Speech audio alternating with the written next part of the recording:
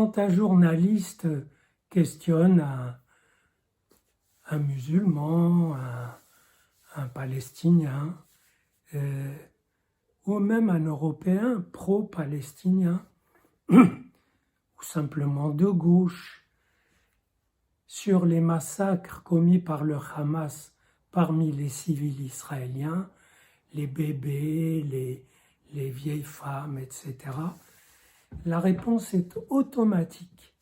Israël fait la même chose aux Palestiniens, aux enfants palestiniens, aux bébés palestiniens. Et apparemment, c'est difficile de faire sentir qu'un même acte, ou plutôt un même résultat, peut être l'effet de deux causes ou de deux jouissances différentes. Il y a une jouissance montrée par le Hamas à exécuter des Juifs un par un, quel que soit leur âge, leur sexe, leur apparence.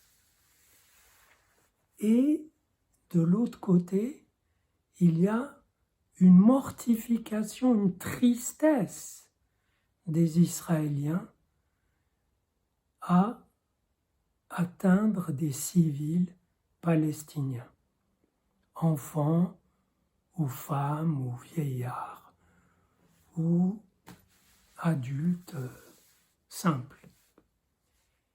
Donc d'un côté, il y a une jouissance à tuer les enfants israéliens, de l'autre, un regret, une désolation et une tristesse raisonnée chez les Israéliens de tuer des civils palestiniens. Ça veut dire quoi, une tristesse raisonnée? Ça veut dire ils comprennent bien que le but du Hamas, c'est de leur faire atteindre, de leur faire tuer des civils pour les faire maudire par le maximum de démocrates éclairés et d'humanistes qui ne voient pas les différences, qui ne voient que la même vie humaine martyrisée de part et d'autre. Je vous l'ai dit une autre fois, le Hamas est une branche armée de la cause islamique dans sa pureté originelle. Soumettre l'autre et s'il ne se soumet pas, le tuer ou l'emmener en captivité. Ils ont fait ce qu'ils ont pu pour réaliser ça, mais ça a des limites. Et pour que les limites aillent plus loin, pour que ça déborde vers la planète, ils continuent à lancer des roquettes, à attaquer les Israéliens sans grand effet militaire, car à peu près toutes les roquettes sont interceptées. Sans effet militaire, mais pour mieux stimuler la contre-attaque israélienne pour qu'elle atteigne les points de départ des cibles qui sont cachés dans des maisons très habitées où on interdit aux habitants de s'en aller. Voilà, deux types de jouissance. Et apparemment, quand on est dans l'une ou l'autre des jouissances, j'appelle jouissance la tristesse mortifiée des Israéliens, c'est une jouissance en négative. Apparemment, quand on est dans l'une ou l'autre, on ne voit pas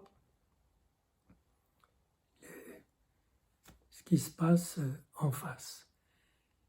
Et il y a une forme extrême de cet aveuglement passionné que j'ai vu dans un tweet figurez-vous, du préfet de police qui montre une photo de la manif pro-palestinienne place de la République avec une pancarte tenue par une ravissante jeune fille qui dit « Vous avez pleuré pour 40 faux bébés. Et où étiez-vous pour les 1000 bébés palestiniens ?» Donc, d'un côté, il y a 40 faux bébés et les autres sont des vrais bébés. C'est-à-dire qui accusent Israël de vrais meurtres de masse. Et évidemment, cette passion ne peut pas être raisonnée. La différence entre les deux motivations à ce qu'il y ait des victimes civiles est énorme, mais elle ne sera pas perçue par les gens qui ont déjà pris leur parti. Vous me direz que les motivations peuvent être différentes ou opposées, jouissance d'un côté, tristesse de l'autre, que les morts, ça leur fait une belle jambe, que pour les morts, c'est pareil. Peut-être, mais pour les vivants, c'est pas pareil. Les vivants, sauf s'ils ont déjà pris leur parti, et c'est vers ça qu'on évolue. Les gens ont déjà pris leur parti, ont déjà leur parti pris. Et l'histoire suivra son cours, c'est-à-dire qu'il y aura, vous savez, j'ai retrouvé des notes à moi que j'ai publiées dans un livre en 2015 sur la précédente attaque du Hamas, la précédente entrée des Israéliens dans Gaza, qui a suivi une attaque de roquettes, etc. Mais pas un massacre de civils. L'opération était baptisée fermeté en Israël. Ils devaient éradiquer le Hamas, ils ne l'ont pas fait. Il a continué à prospérer. Là, ils veulent l'éradiquer. Je ne pense pas qu'ils y arriveront, mais ils obtiendront sûrement quelque chose qui empêchera que ça recommence avant longtemps. Mais il y aura toujours, quel que soit le pouvoir à Gaza, il sera toujours haineux envers Israël.